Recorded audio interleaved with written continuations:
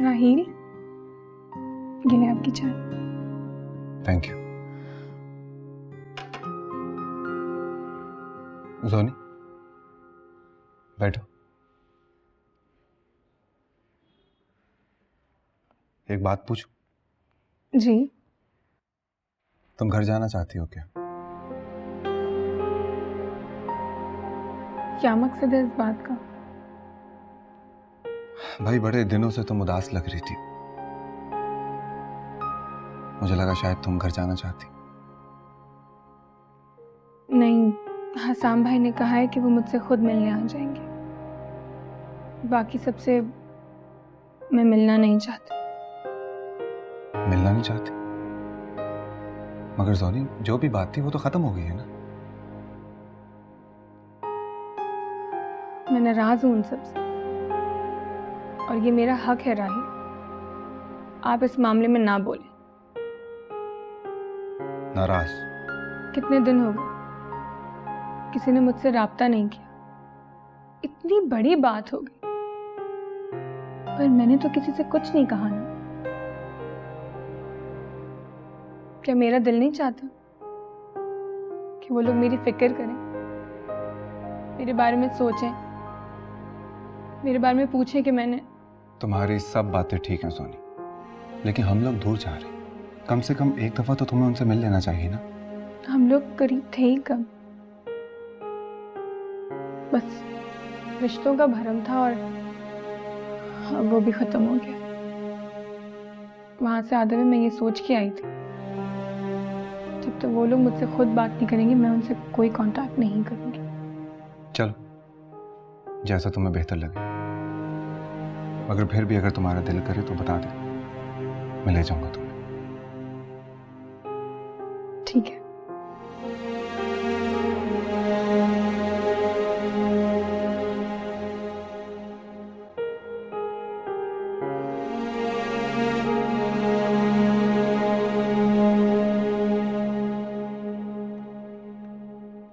देख लिया ना, आखिर तो चली गई।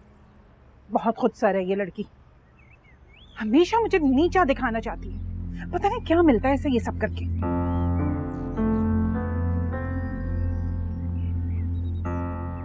अम्मी, आप प्लीज परेशान नहीं हो। कम से कम मैं तो आपको छोड़ करके नहीं गई ना। बेटा, तुम तो बहुत मासूम हो। बल्कि मैं तो सोच के परेशान होती हूँ कि तुम दोनों के मिजाजों में इतना फर्क कैसे, तुम दोनों बहनें कैसे। कही होगी अब जाकर बुराइयां करी होगी, उसे तो मौका मिलना चाहिए ना अपने घर वालों के सामने अच्छा बनने का। मैं तो कहती हूँ बेटा, तुम भी चली जाओ। मैं नहीं चाहती मेरी वजह से तुम्हारे ऊपर कोई भी बात आए। ये आप क्या कह रही हैं अम्मी? अब आप ये चाहती हैं कि मैं भी आपको छोड़ करके चली जाऊं? हाँ, तो तुम्हारी माँ ने बुलाया था, तुम्हें जाना तो चाहिए। उन्हें क्या पता कि घर में क्या चल रहा है। वैसे एक बात है। क्या?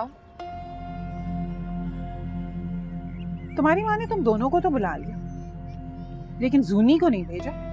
अम्मी, आप प्लीज ये सब बातें मत सोचें। आपकी सेहत के लिए बिल्कुल भी ठीक नहीं। क्यों ना सोचूं? तुम दोनों को बुला लिया, लेकिन जूनी के दिमाग में तो यही डाल रही होंगे ना, तुम्हारे घर वाले तो अपने हैं ही नहीं, तभी तो वो ताल्लुक होकर बैठी हुई। और ये सारा काम ना तुम्हारी बहन रोशनी कर रही होगी, उसकी उंगली पर सब नाचते हैं। अम्मी प्लीज, मैंने आपसे अभी तो कहा कि आप रहने दें, आप ये सब कुछ मत सोचें। जो भी हो रहा है उसे होने दें। आप चले, मैं आपको अभी कमरे में छोड़ कर के आऊं। चलें। रहने दो, मैं खुद चली जाऊंगी। तुम दोनों ने तो मुझे पागल बनाने का प्रोग्राम बनाया हुआ है, खासकर तुम्हारी बहन।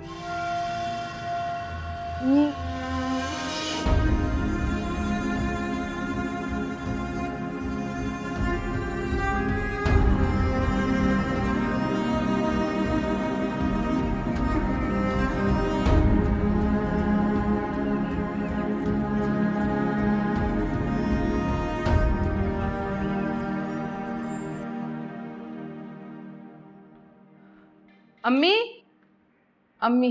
अरे रोशनी, अस्सलाम वालेकुम। वालेकुम अस्सलाम। अरे किरण कहाँ है? अब वो नहीं आई तुम्हारे साथ? नहीं अम्मी, किरण नहीं है। लो भला वो क्यों नहीं आई? ठीक तो है ना तबीयत उसकी? जी अम्मी बिल्कुल ठीक है, आ जाएगी थोड़ी देर में। आओ बैठो। जी। बाबा कहाँ है अम्मी? बाजार तक गए हैं, आते ही होंगे बस। अच्छा। बैठो।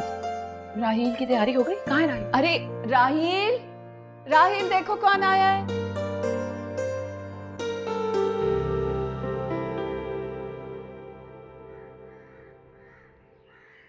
ज़ारा, अरे मम्मा, आप क्यों आ गए? मुझे बुला लिया होता। कोई काम था क्या? क्यों भाई? कोई काम पड़ेगा तो मैं तुम्हारे पास आऊंगी, ऐसे नहीं बैठ सकते क्या हम? अरे नहीं अम्मी, मैंने ये कब कहा? अच्छा खैर छोड़ो ये सब, मुझे ये बताओ कि तुमने क्या सोचा है? किस बारे में अम्मी? बेटा नादान बनने की ज़रूरत नहीं है, तुम अच्छी तरह जानते हो कि मैं किस बारे में बात कर रही हूँ। इस तरह सर झुका लेने से या नज़र चुरा लेने से बात नहीं बनती। मुझे एक बात तो बताओ, आखिर कब तक तुम उसकी मोहब्बत में गिरफ्तार रहोगी? अम्मी आप ये क्या बातें कह रही हैं? प्लीज। ज़ारा जो नज़र आ रहा है वही कह रही। पता नहीं हम लोगों का क्या भरोसा, कब तक हमारी ज़िंदगी आज है कल नहीं हो हम। अम्मी प्लीज इस तरह तो मत कहें, अल्लाह ताला आपको मेरी उम्र भी लगा दे। नहीं भाई, किसी की उम्र वुमन नहीं लगती, सब अपनी ज़िंदगी जीते हैं। अगर इस तरह उम्र लग जाती तो क्या मैं अपने अमान को अपनी उम्र ना दे देती? बेटा अब साफ सीधी सी बात है, अब तुम्हें हाँ करनी होगी, अब तुम्हें अपनी शादी के बारे में सोचना ही होगा। जी अम्मी मैं तैयार हूँ, लेकिन मैं चाहती हूँ कि पहले आपकी तबीयत थोड़ी ठीक हो जाए। मेरी तबीयत को क्या हुआ है? बिल्कुल ठीक हूँ। तुम ही लोग मुझे दवाएं खिलाते रहते हो, शायद तुम लोग मुझे पागल समझते हो। अरे नहीं अम्मी, ऐसा किसने कहा आपसे? आप तो खामोखा। मैं कुछ नहीं कह रही, तुमसे आखिरी बार मैं बात कर रही हूँ, अच्छी तरह सोच लो और फिर मुझे जवाब दो। जी अम्मी ठीक है।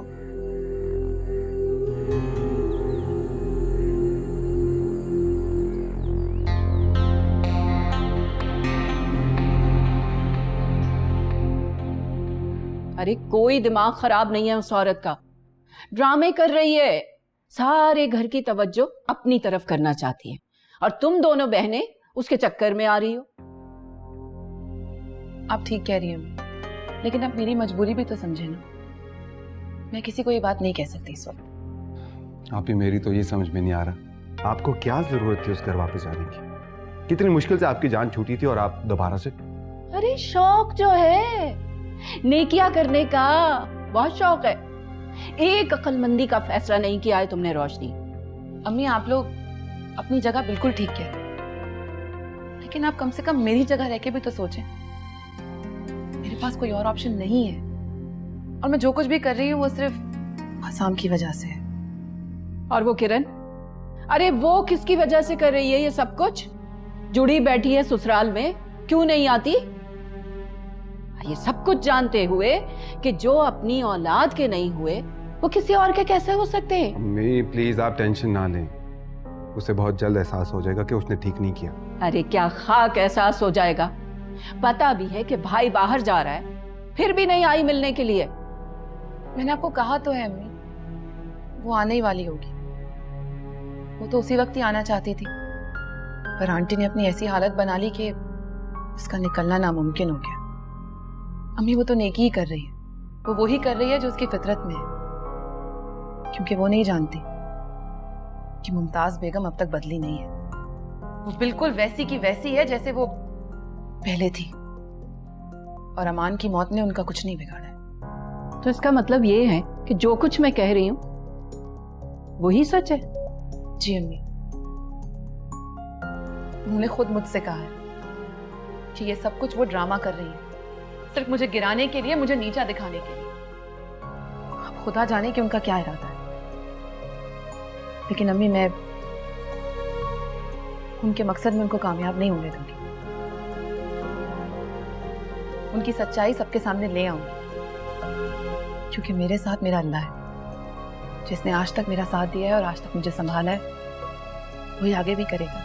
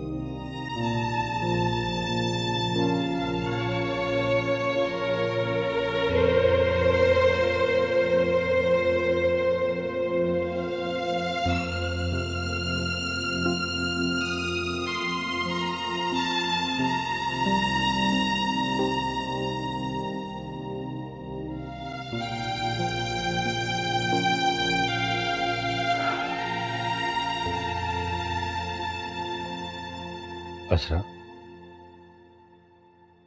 क्या सोच रही? कुछ नहीं।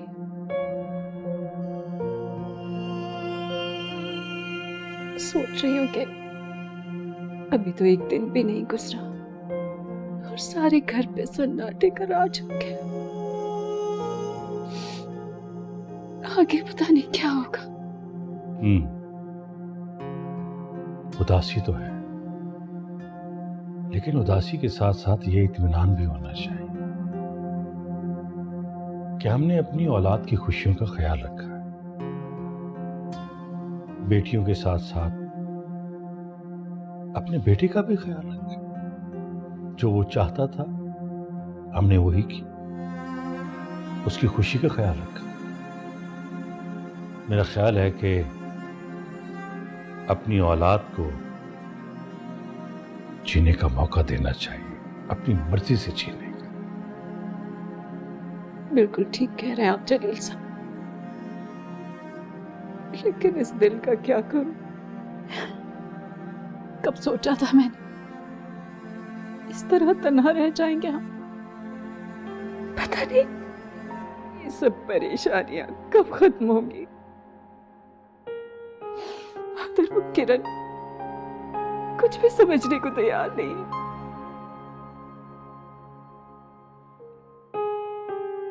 दुआओं पे यकीन रखती? अगर यकीन है तो फिर परेशानी और मायूसी क्यों? मेरा दिल बहुत डरता है जलील साहब। मैंने अपनी तीनों औलादों को बहुत नाजों से पाला है। पता नहीं क्या होगा।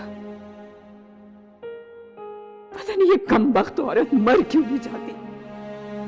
अब इसने एक नया शोशा छोड़ा है। उसको घर में आवाजें आती हैं, उसको डर लगता है हर चीज से। अब घर शिफ्ट कर दिया है उन्होंने। हो सकता है ऐसा हो। देखो असरा, असाम को ना सही, लेकिन अमान को तो उन्होंने बहुत नाज नखरे से, बहुत लाड प्यार से पाला था। हमारा बेटा इस मुल्क से गया, हम उदास हैं, घर में वीरानी है। और उनका बेटा, वो तो इस दुनिया से चला गया। जाहिर है घर में वहशत तो होगी, डर तो लगता होगा उसे। अरे ऐसी औरतों को मैं अच्छे तरीके से जानती हूँ। ऐसी औरतों को कभी कोई चीज डरा नहीं सकती। मुझे तो अपनी बेटी किरण की फिक्र है। बहुत मासूम है किरण। उसने सिर्फ उसको इसलिए अपने साथ रखा हुआ है कि वो उसका बच्चा हथियाना चाहती है, बस। अरे कौन एक माँ से उसका बच्चा जुदा कर सकता है? ऐसा नहीं हो सकता। ये सब कहने की बातें हैं जलील साहब। अब तक जो कुछ हमने चाहा वो नहीं हुआ। सब कुछ वो ही हुआ जो उस चुड़ैल मुमताज बेगम ने चाहा। सब कुछ वो ही हुआ है। अल्लाह मालिक है। दुआ किया करो, अल्लाह उसे हिदायत दे।